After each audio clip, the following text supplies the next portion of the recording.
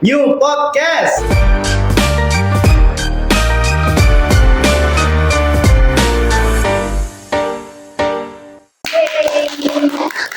Tentunya pada kesempatan kali ini aku dan Rizky Nuruddin ditemenin sama partner aku Nirmala. Kali ini kita mau ngebahas mengenai manfaat new media dan juga dampak negatif dari new media bersama narasumber kita yang sangat kece ini. Oke ya, tentunya nanti selama beberapa menit ke depan kita bakal mengulik lebih dalam terkait dengan dampak negatif ataupun manfaat dari new media saat ini. Oke, namun Nirmala, kita bakalan kenal dulu sama kedua narasumber kita yang udah jauh-jauh datang dari kampus Universitas Jenderal Sudirman. Tepuk tangan dulu dong buat teman-teman. Boleh perkenalan nih, mulai dari Mbaknya. Oke, dari aku Maya Amalia dari Fakultas Ekonomi dan Bisnis Universitas Jenderal Sudirman. Oke, satu lagi. Halo, kalau aku Yugino Rahmadani dari Fakultas Ekonomi dan Bisnis Universitas Jenderal Sudirman. Oke, tepuk tangan dong.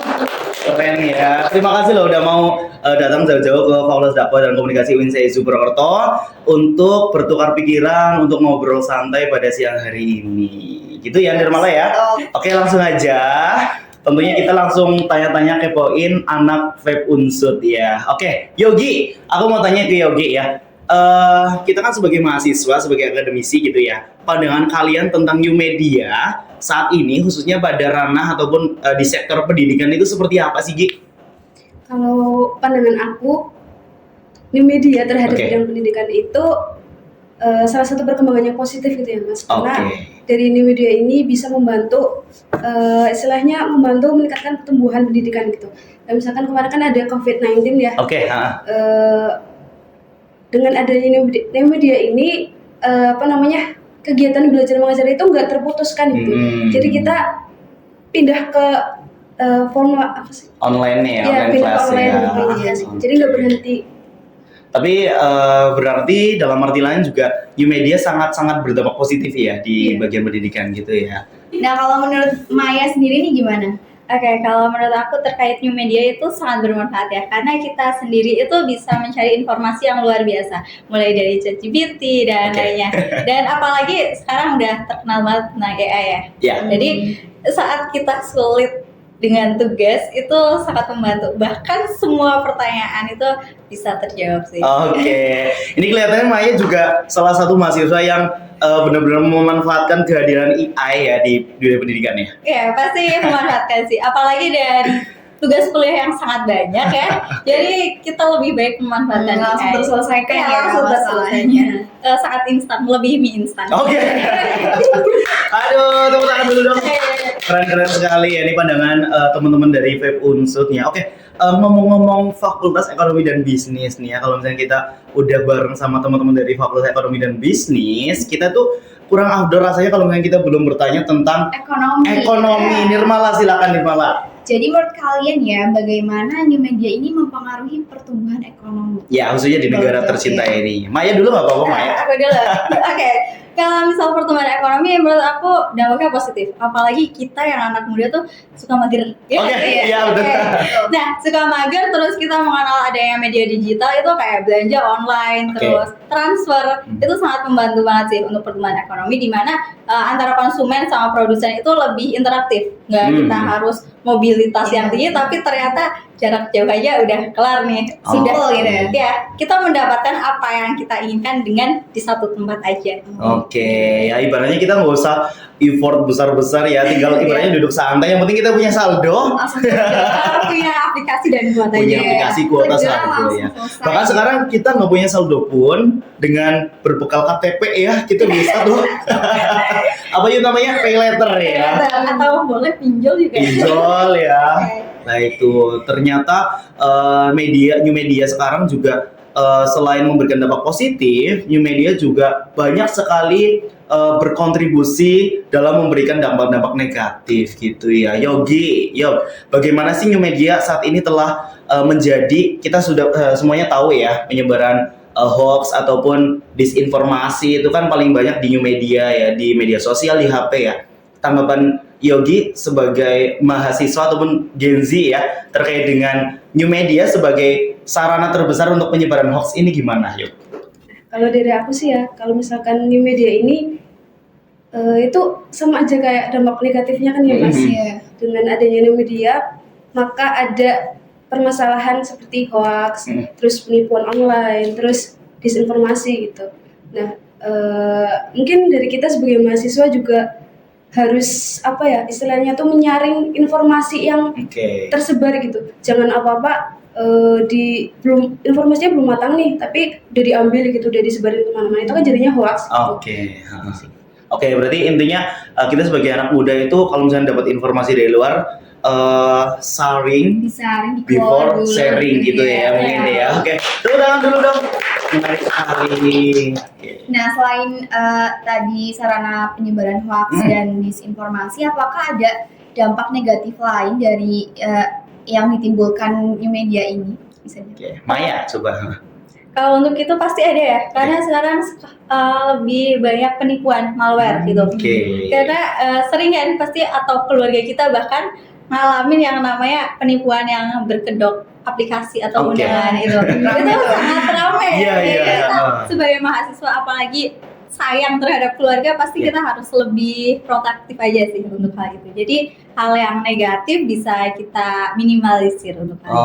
Oke, ya, Maya, aku masih penasaran nih. Kalau misalnya kita menghadapi kayak gitu ya sebagai anak muda kan mungkin memprotek diri juga tentunya lebih mudah ya kalau misalnya dibandingkan ibu kita ya kita yang tentunya mereka itu generasinya beda dengan kita ya. Apalagi sekarang kan lagi rame nih kalau misalnya kita investasi gitu ya, takutnya nih orang tua kita ternyata diam-diam punya saham nih di beberapa platform, mungkin ada di Ajaib, di Reksadana gitu ya. Bagaimana pandangan Maya sebagai anak ekonomi gitu ya, untuk mungkin kita bisa terhindar dari penipuan ataupun investasi bodong kayak gitu. Oke, kalau misal kita ya sebagai anak muda cek orang tua gimana. Oke. Kalau menurut aku kita kan kalau sebuah saham itu kan ada sebuah perusahaan ya. Oke. Jadi kita harus cek benar-benar nih perusahaan emang ada atau enggak. Terus bagaimana laporan keuangan itu harus kita lihat baik-baik sama. Mungkin kalau misal orang tua ya udahlah yang penting kita tanam saham terus untung kan. Iya. Tapi kalau kita mau ngecek itu lebih baik lihat perusahaannya dulu bagaimana kinerja keuangannya. Jadi kita sebagai anak muda nih lebih membantu orang tua aja. Lebih detail ya. Lebih detail ya ngeceknya gitu. Oke, siap ya. Selanjutnya gimana sih cara kalian untuk menyikapi hal tersebut gitu? Hal yang apa dulu? Hal yang kayak misalnya kan ini menimbulkan dampak negatif gitu. Iya. Nah, untuk menyikapinya tuh kalian harus kayak gimana sih supaya terhindar gitu? Oke, Maya dulu boleh? Gak apa-apa nanti Yogi. Oke, kalau untuk aku menghindari hal-hal yang tidak diinginkan ya pastinya itu lebih selektif aja. Apalagi terkait dengan pembayaran ya. Jadi kalau misalnya kayak aku pembayaran nih ditanyain dulu, ini bener nggak kalau misal namanya ini gitu, Oke. nominalnya segini. Terus selain itu kalau masalah online lagi kayak identitas. Jadi untuk identitas lebih protektif di bagian kayak ini aplikasinya terpercaya atau enggak ya Oke. gitu. Kalau misal terpercaya ya udah oke. Tapi kalau misal belum mendingan yang lain aja gitu. Atau pakai kit palsu nggak apa-apa ya. Ya tentunya kita juga sebagai konsumen juga harus extra protektif ya. Iya. Kita juga nggak mau jadi korban gitu. Karena Tapi kalau misalnya kalau kita sendiri ya, kita mungkin bisa kayak memprotektif diri kita bisa menyaring mana informasi yang valid, mana yang enggak gitu. Tapi kalau misalnya kayak orang tua kita, adik kita yang mungkin mereka informasinya kurang gitu, kita harus gimana sih sebagai mungkin orang terdekatnya gitu? jadi dari aku lagi nih. Boleh nggak apa-apa dilanjut aja. Oke, kalau dari aku sendiri tentang orang terdekat ya kan kita kalau malam nih biasa kumpulan. Oke. Jadi sambil sharing pasti ya. Oh, Oke. ini ada berita terbaru nih kayak gini kayak gitu. Jadi informasi itu bisa menyebar lebih baik aja. Jadi Oke. kuncinya komunikasi ya. Iya, komunikasi itu penting. Oke. Benar sekali karena komunikasi adalah kunci dari hubungan yang serasi gitu ya, apalagi hubungan dengan keluarga, dengan ayah ibu gitu ya.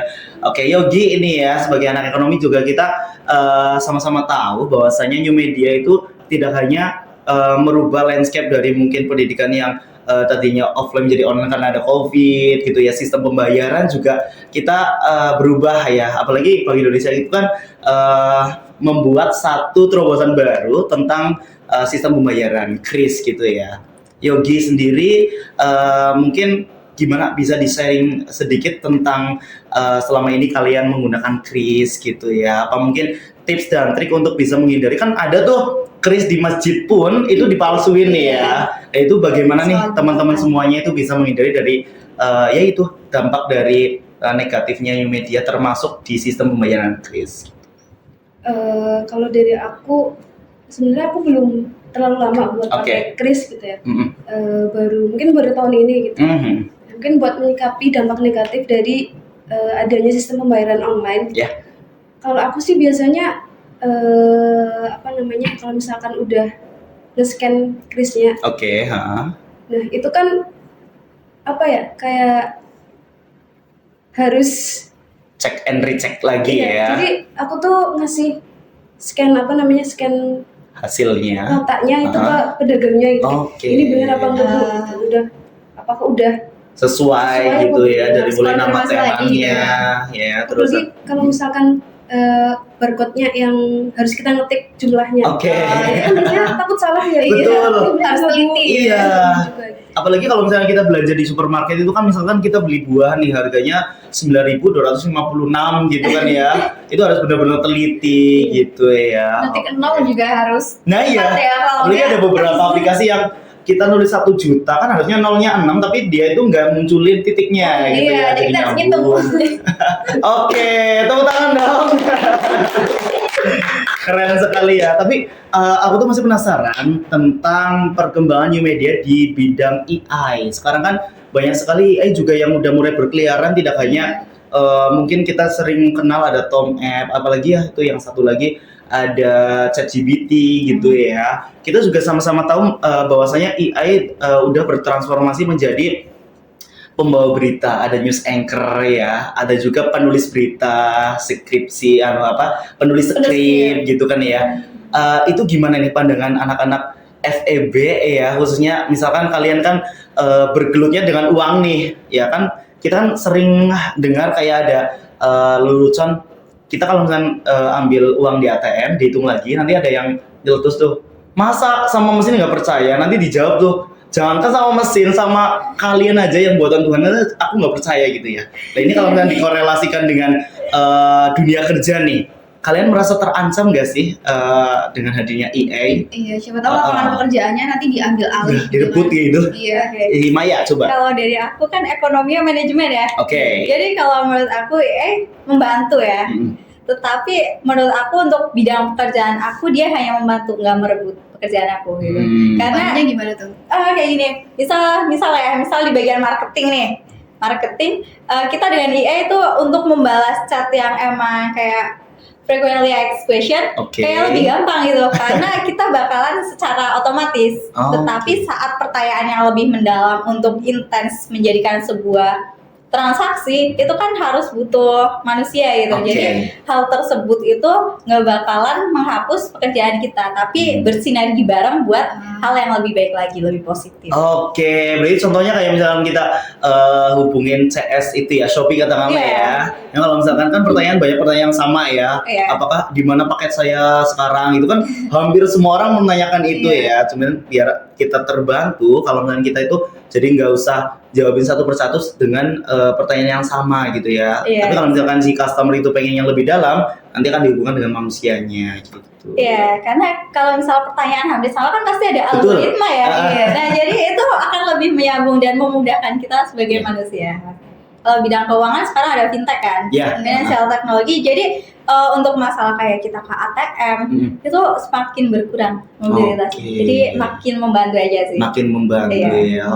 Tepuk tangan dong. Biar nggak ngantuk ya. Mungkin ada lagi nih Nirmala ya dan teman-teman dari FEB Unsud ya. AI itu kan telah banyak sekali membantu kita khususnya di bidang akademik. Tapi kan AI juga kalau misalnya kita dibiarkan terus-menerus itu akan menjadi bumerang bagi kita. Iya, negatif juga Dampak ya. negatif ya Nirmala ya, apalagi kita yang kaum mageran kalau misalnya kita disuruh bikin apa gitu udah AI aja lah gitu kan ya. Gimana pandangan dari datangnya arus-arus negatif AI kepada akademisi kampus? Mungkin siapa dulu nih? Yogi? Rahmayu Yaudah deh, Maya dulu deh. aku lagi ya. Ya nggak apa-apa. Kalau menurut aku sebenarnya kalau misal AI itu membantu ya, seperti yang tadi udah dijelasin. Tetapi di sini kita harus lebih selektif karena ada AI yang emang apa ya kurang sesuai. Oke. Gitu. Jadi kita juga harus menyamakan dengan lapangan karena tiap lapangan, tiap daerah kan berbeda ya. Jadi harus disesuaikan lagi. Nggak harus kita kopas dari AI, nggak bisa juga. Mengandalkan itu jangan. Iya, mengandalkan nggak boleh. Tapi kita juga harus lihat di lapangan. Kita harus terjun di lapangan. Apakah itu benar terjadi atau tidak itu. Oke. Atau dengan nyari sumber jurnal, artikel kayak itu biar lebih percaya bahwa AI ini ini benar atau enggak sih gitu. Oke, ya betul juga sih, setuju ya. Kalau dari Yogi sendiri gimana nih? Apakah Yogi setuju dengan pendapatnya si Maya gitu ya, bahwasanya AI juga selain memberikan dampak kebermanfaatan bagi kita juga tidak kalah banyaknya menyumbangkan dampak negatif gitu. Si Yogi coba. Kalau dari aku setuju juga sih Mas. Oke. Selain punya dampak positif tapi punya dampak negatif gitu. Kalau aku pribadi biasanya kan misalkan pakai misalnya ChatGPT gitu. Aku cari materi gitu. Tapi nggak aku langsung tantah kopas di Word misalnya. Tapi aku kayak paraphrase dulu di misalkan ada Quillbot gitu kan buat paraphrase, pengaturan paraphrasenya gitu lah. Oke, secara otomatis itu ya. Iya. Oke, tadi kan kita udah berbicara mengenai dampak negatif dan juga manfaatnya ya. Iya. Banyak banget ternyata. Nah, mungkin dari kalian punya closing statement Iya. nih. Mungkin dari Maya. Iya, mungkin buat teman-teman penonton di rumah nih agar kita kan udah tahu nih sesama apa manfaatnya, apa negatifnya dari media itu. Ada saran nggak biar kita itu nggak terjerumus ke dampak negatifnya, malah kita menjadi bisa merasakan kebermanfaatannya. Oke, mungkin dari aku sendiri ya, sebagai mahasiswa juga, jadi kita harus lebih selektif aja untuk terkait dengan media, baik itu yang AI maupun media lainnya, sehingga hal-hal negatifnya itu bisa diminimalisir maksudnya. Terus selain itu lebih cross check aja sih sama keadaan sebenarnya itu. Jadi hal-hal informasi yang emang tidak sesuai itu bisa kita saring dan ini emang tidak sesuai, jadi tolong dihindari gitu. Oke. Mungkin itu aja dari aku. Oke, dari Yogi mungkin sedikit. Mungkin dari aku sama sih sebagai mahasiswa ataupun pemuda yang lainnya gitu, kita bisa sebelum menyebarkan informasi perlu untuk disaring dulu gitu teman-teman. Jangan mentah-mentah disebarin ke sini, ke sana, ke sini gitu kan menimbulkan hoax gitu. Oke, tepuk tangan dong. BTW terima kasih banyak loh atas kesempatannya Maya dan Yogi ya udah datang ke sharing-sharing pada kesempatan kali ini di New Podcast. Tentunya mungkin cukup sekian dulu perjumpaan kita pada siang hari. Jangan lupa subscribe dan aktifkan loncengnya agar kalau misalnya kita bikin konten lagi seputar dunia pendidikan, di media dan lain sebagainya kalian tidak ketinggalan. Akhir kata dari aku, saya Nuri Citurudin dan partner aku. Dan ini ada Yogi dan Maya. Pamit undur diri. Sampai jumpa di konten berikutnya. Bye bye. Assalamualaikum warahmatullahi wabarakatuh. Yeay.